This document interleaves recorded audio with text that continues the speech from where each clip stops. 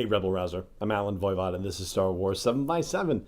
We're at episode number 1648. And today, as part of our 2019 series of previews of what's coming in Star Wars media, I'm asking the question, why do we care about Star Wars video games? Considering that the podcast here is really about Star Wars stories and about the canon and how the storyline of all of our favorite characters is advanced over the years, what do video games really have to play in this whole situation? Most video games that have come out really have not had much of an effect on the canon. However, the most recent very large release for Star Wars did actually have that, and that was Battlefront 2. The original Battlefront was just a multiplayer game, and so there was no story mode, there was no storytelling, if you will, but Battlefront 2 included a story campaign mission series.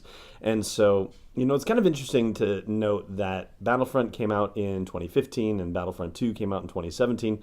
There's no announcement about a Battlefront 3 coming in 2019, so just, don't get your hopes up for that. I think they're going to continue doing the DLCs for Battlefront 2 for a while longer.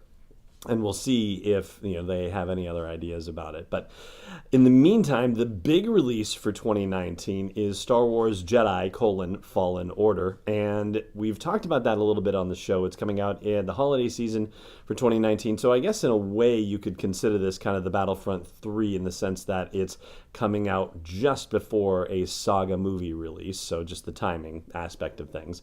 It's not actually a Battlefront thing. It's not a substitute for Battlefront. It's only a single player action adventure situation, and it is telling a story of a surviving Padawan shortly after the events of Order 66. Now, the interesting thing, there are a lot of interesting things about this, but one of the things that I don't think has been remarked upon anywhere is that, punctuation is rather important.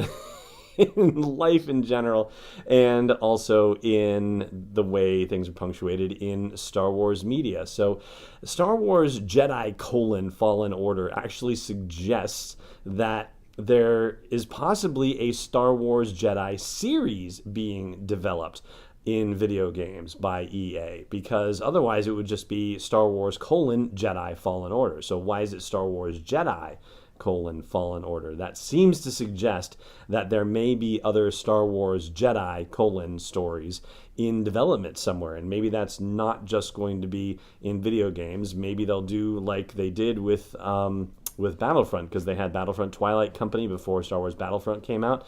They had Battlefront 2 Inferno Squad before Battlefront 2 came out. So maybe there will be a Star Wars Jedi: novel of some kind that comes out before the Fallen Order book comes out. The Fallen Order video game, I should say. Anyway, so, it's mostly video game events like that bear on the kind of things that we talk about in Star Wars 7 by 7, but occasionally there are things that happen in the other video games that warrant consideration. And, unfortunately, I have to go all the way back to 2016 to really come up with an example for this, because in Star Wars Galaxy of Heroes, the character of the Scarif Rebel Pathfinder was introduced in the game prior to the release of the movie, and so it was the naming of a character that happened in advance of the movie's release. So that was news in terms of canon and storyline and that sort of thing.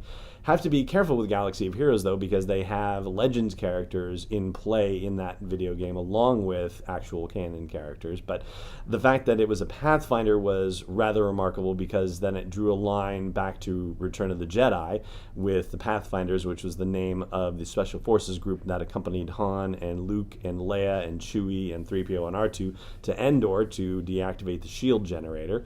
And eventually that line was brought forward in the novel Leia, Princess of Alderaan, which was part of the Journey to the Last Jedi, because Leia undergoes pathfinding training in that novel. So the dates we'll be wanting to watch out for will be, of course, April 12th through 15th, because somewhere in there at Celebration Chicago, I'm sure there's going to be a little bit more about video game stuff announced there, and probably a little something about Fallen Order.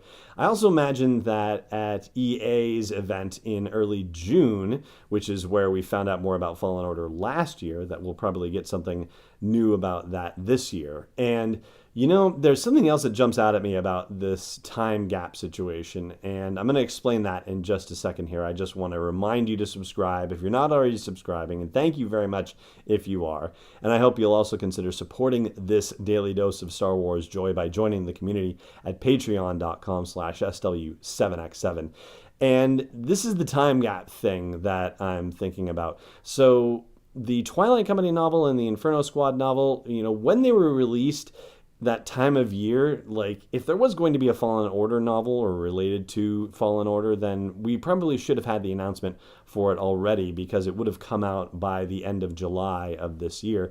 And as we've talked about in the novels and the comics things, there's precious little information about anything being released in 2019 beyond the month of July. Like August through December is like nothing. There's nothing, which of course suggests that it's all going to be about the Journey to Episode 9 publishing initiative.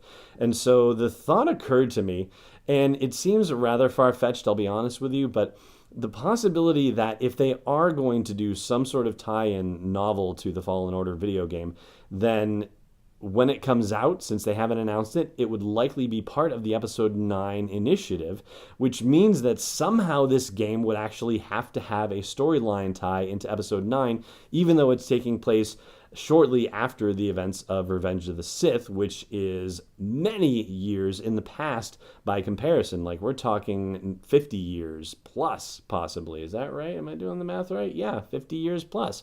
So that would be really amazing if they managed to tie things together like that, tying not only the original trilogy together with the sequel movies, but also tying the prequel era movies in as well, with references to everything that went down in Phantom Menace and Attack of the Clones and Revenge of the Sith. So that would be amazing if they could pull that off. I'd love to hear your thoughts on whether that's even a possibility that we should be getting excited about for Episode 9. Let me know in the comments wherever you like to check out these episodes of Star Wars 7x7 or at SW7x7.com.